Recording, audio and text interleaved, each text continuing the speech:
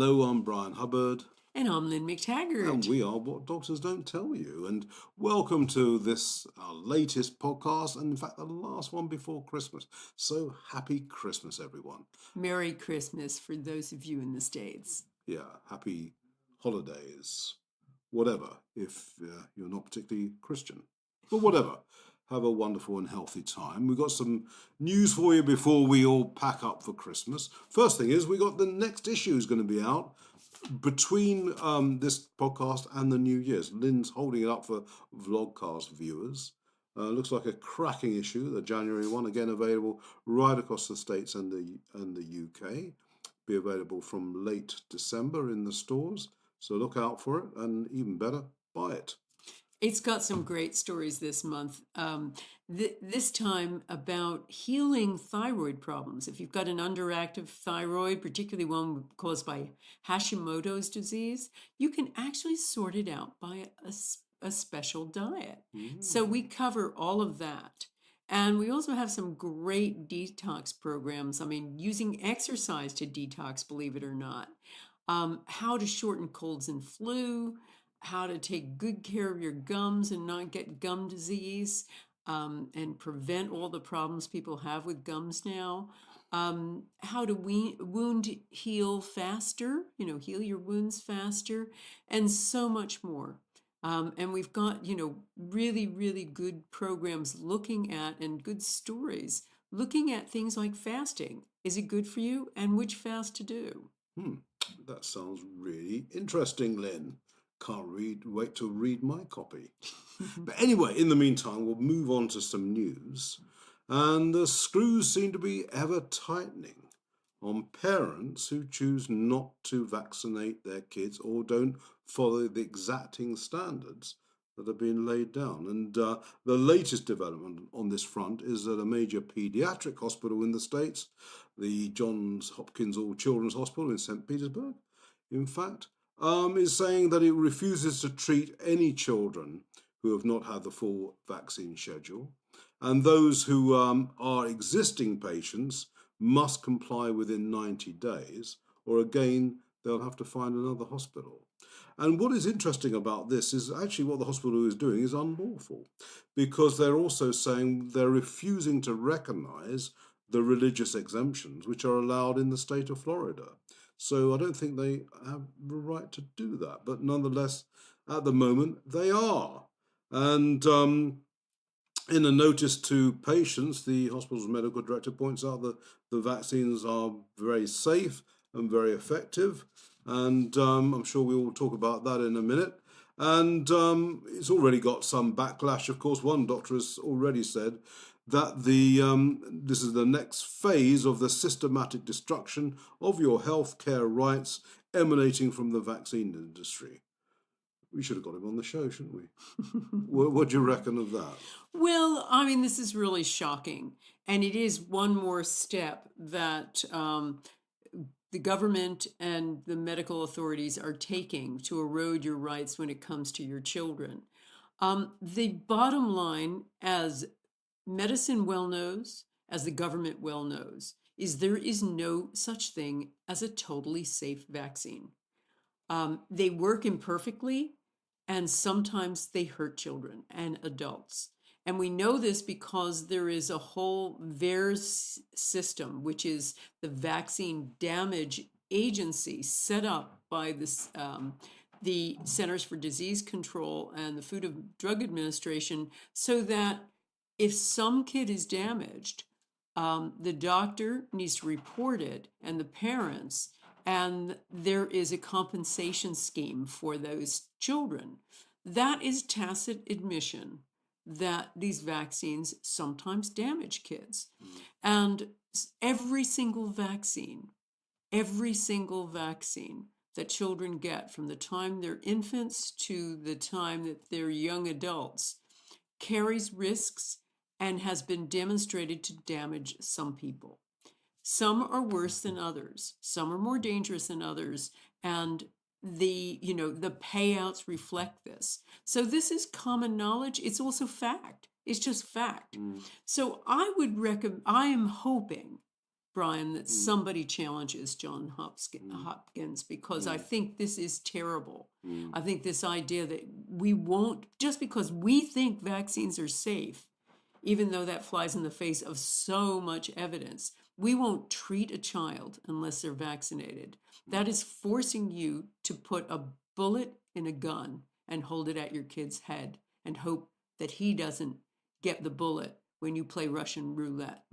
So my recommendation would be for someone who has a child who is going to hospital and is faced with that, is to simply say what we used to always say to our people about vaccinations, and that we do in a thing called a vaccination Bible that we have online. We have a form that says basically, I, doctor, he should put in his name, guarantee to these parents that any vaccinations we give your child will be perfectly safe. If they are not safe, we will not administer them. And then a place for the signature. So that's putting the onus right back on the doctor to say, okay, if you think these are so safe, put your name to this. And if you can't guarantee you won't hurt my child, then we won't go through with this. And it's interesting, I mean, the VARS system, which you mentioned a minute ago, has paid out something like $1.6 billion in damages to families whose children have either been permanently damaged or died as a result of a vaccine. So, as you say, we know it's not perfectly entirely safe, despite what the hospital says. But, and I think it's also missing the point in a way, which is that we all bang on about vaccines, but really what we should be talking about is the immune system. And the idea that we should really encourage or get our children to be fully healthy, functioning immune system is so much more important than lining up for the next vaccine. Well, particularly as, if there were an epidemic and the vaccine were shown to be relatively safe, you can argue and justify it. But in most instances, we're talking about diseases that have long disappeared or are very, very, minimal. And you're also talking about vaccines where there are breakouts.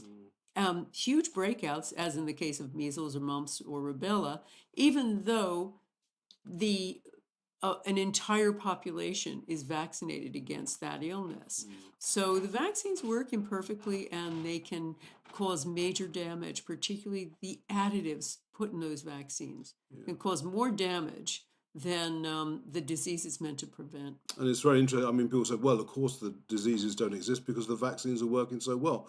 But when you look at the graphs, that just isn't the case, because you are starting to see a steep decline in these infectious diseases around about 1850, 1860, with the introduction of proper sanitation, proper water systems in cities and towns, or certainly around the UK and probably in the States as well. But when that sort of started to happen, you saw an enormous drop-off in the rate of these diseases. And when the MMR and the other vaccines were introduced in the 70s and 80s, you look then, and there's a minimal further reduction, but it's like 0.2% reduction beyond the enormous steep decline that started in 1850s, 1860s with good sanitation. There are much more to do with the decline of these diseases than vaccines. Absolutely. I mean, this is an issue we know. We've covered every vaccine, from the travel vaccines to the vaccines kids are given in infancy, to the ones like the HPV vaccine given for teenagers and young adults. And we've looked at three things. How necessary are they? How safe are they? And how effective are they? And every single one has spotty track records, some more than others. So we have a vast catalog of information about it.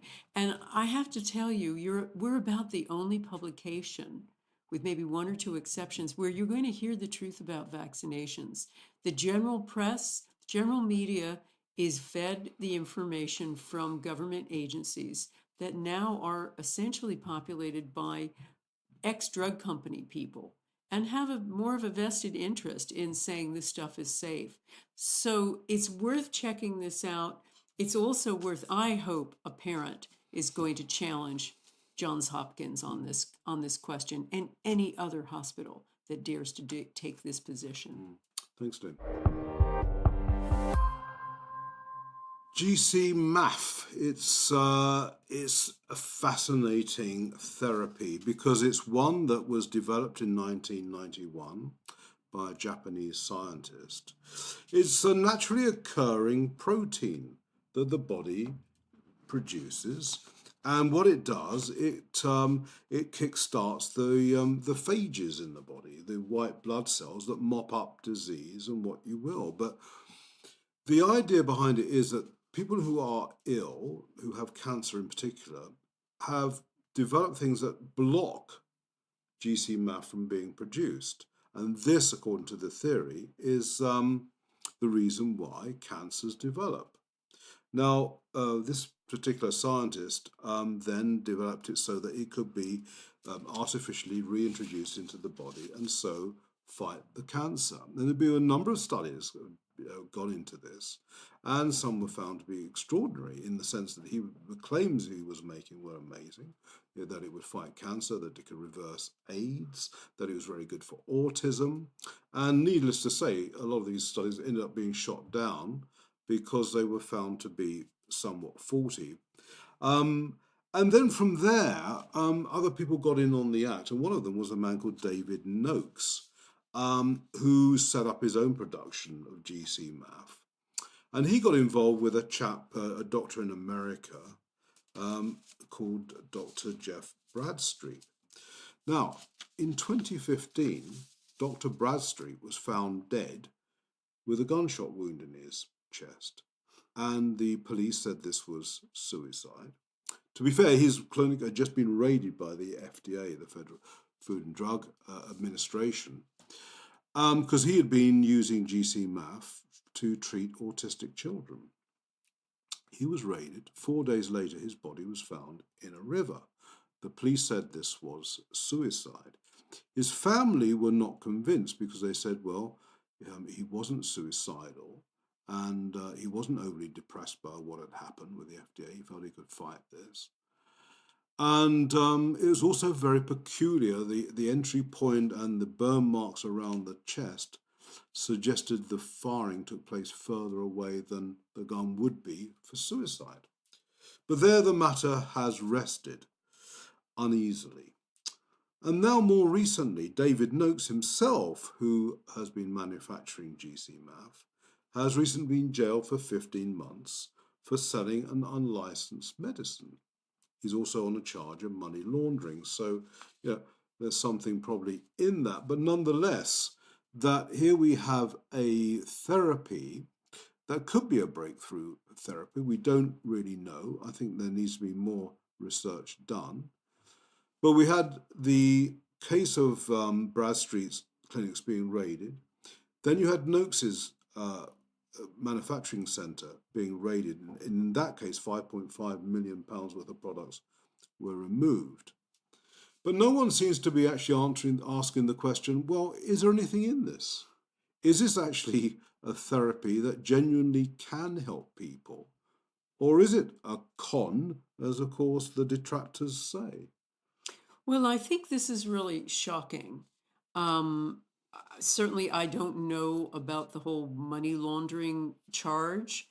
I do know we have interviewed David Noakes before all of this came to pass, and we interviewed many of the patients who purchased this stuff, and they swore it was saving their lives. Many, many cancer patients.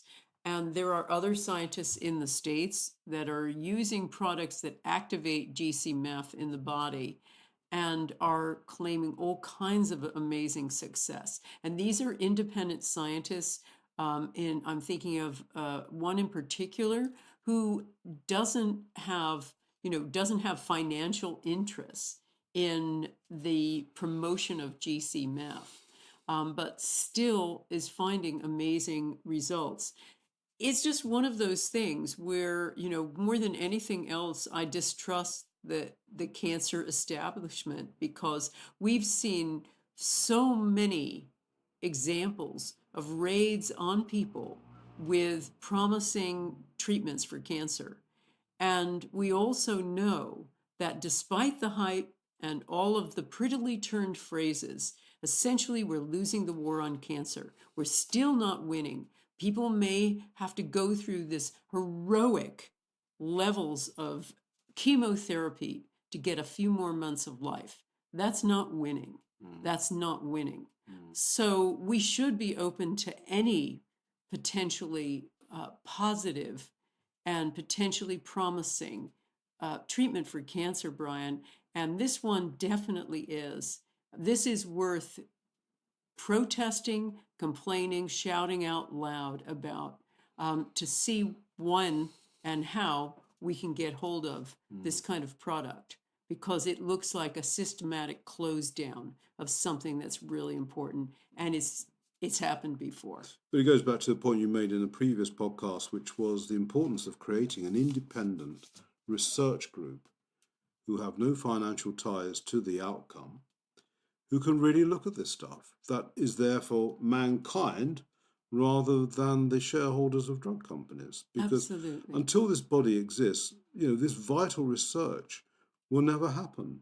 And GcMAF may be a con, maybe it's all a charade, but maybe, just maybe, it could be a vital new step in our war against cancer. And certainly the people who were benefiting from it didn't have to take chemotherapy. They didn't have to go through all of the potentially damaging and life-destroying treatments that exist now, that are the only path in conventional medicine for cancer patients. So this is not to denigrate, if you're listening and your life was saved by chemotherapy, this is not to denigrate it. And congratulations. What I'm concerned about is the sheer numbers of people who don't survive those therapies, and that we can't claim they're a success until we're beating cancer. You know what it's like. You spend a year dieting, you're looking good, and then you put the weight right back on again. It's what everyone does. It's called the yo-yo diet. You're putting it on, you're taking it off, you're putting it on, you're taking it off. How can you break this circle? Well, scientists have looked at this, and they think the way to do is to really cut down on all carbs.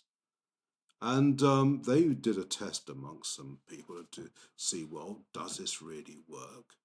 And they found that people who were on a very low carb diet were losing around 20 pounds of weight, which is 9 kilos.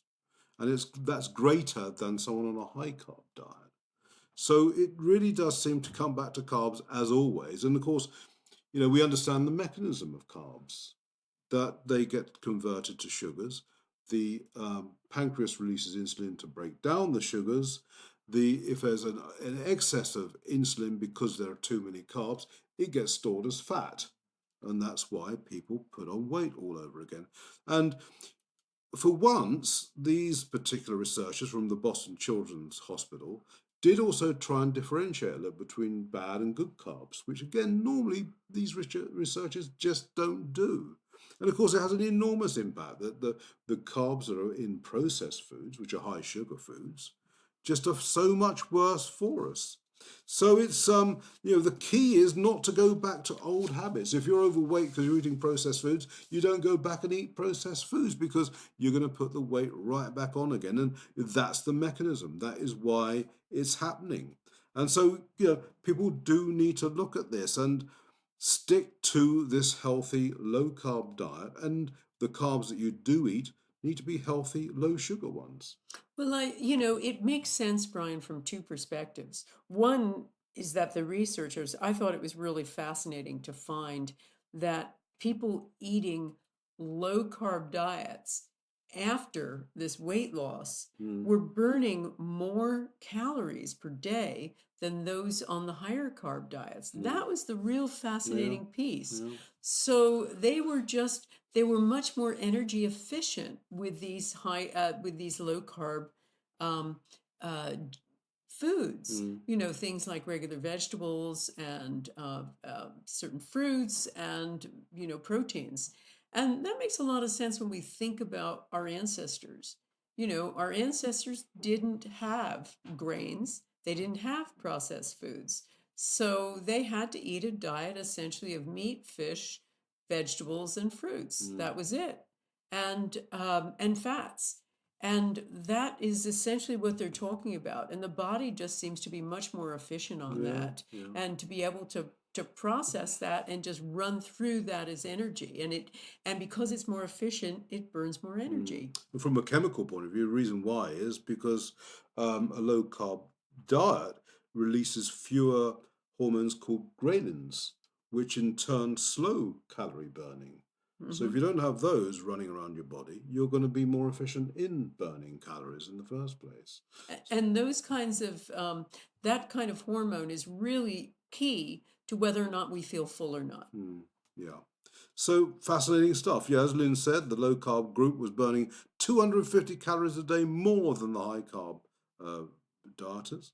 And that translates to about a 20-pound weight loss after 3 years, which, yeah, not bad, eh? Not bad. Okay. So, you're watching this around Christmas time, enjoy your Christmas food.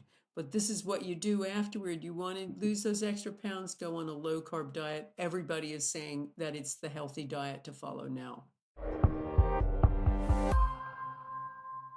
Yeah, I mentioned at the beginning, this is our last podcast before Christmas. And Christmas means lots of things to us, I know, about fun and frolics, festivities, the crackers, yeah? Walnuts roasting by an open fire. But it's something else, or it should be something else. And that's really is making sure that people aren't on their own at Christmas. And the reason why I raise this is there's been a study that's come out that's demonstrated that people who do live alone, who are isolated, run the risk of premature death that's twice as great as cancer and heart disease combined. So living alone is twice as lethal as heart disease and cancer, which of course are recognized as the two biggest killers. But indeed, that's not the case, that isolation really is. And, there are so many people who are living alone. They never see anybody. They don't see family or friends. They don't belong to any social groups. And they quite literally can go months without seeing anyone from day to day. And this is the most horrible, terrible thing. So, this Christmas time, if you do know someone who's on their own, pop in and see them. Absolutely. I mean, the evidence shows, I covered this in my book, The Bond, Bryan. The evidence shows that isolation, we were never meant to be alone, and that social isolation accounts for 50% of heart disease. Half of the patients who get heart attacks don't have any evidence of high cholesterol and all of those other things. They're just lonely. Yeah. And there's lots of other things that cause physical effects in the body. We know that, grieving can actually cause literal heartbreak. It can stun the heart into breaking. And we know even those societies where they have a high genetic propensity, say for depression, a group of individuals in a society in the Far East had a higher genetic propensity for depression, but they suffered less depression than a group of Westerners without that gene pool, because they didn't allow people to stay on their own. Right. They had much more social connection. Yeah. So connectedness, just joining one group, says Robert Putnam of Harvard University, one group this year, whether it's a book club or a bowling society, one group alone will have your chances of dying next year. Wow. And, it is the sort of, I suppose, the unspoken, unrecognized cause of heart disease and cancers. I mean, it's fascinating that is indeed seems to be the case. So look, make sure no one's left alone in your neighborhood this Christmas. Be a good Samaritan, be a good neighbor, and make sure you pay a visit. And that's it, Lynn. This is us for 2018. We're done. We're finished. And so, look, happy Christmas, everybody. Have a wonderful, relaxing, and of course, healthy time. Lynn's going to show to the vlog people the latest copy, which comes out next week. And we'll see you the other side of Christmas in 2019. Absolutely. And we're far from finished. We've got lots and lots of new things to talk to you about in 2019. All kinds of areas that are going to be really vital to your health. And we're excited to tell you, too, that we are one of the fastest growing magazines in this sector. So a lot of other people like you are really interested in finding out how to control your own health. So happy holidays from both of us. Yeah, happy Christmas, everyone. Have a wonderful new year. Make this your healthiest and your happiest and your most abundant. From all of us at What Doctors Don't Tell You, have a wonderful 2019.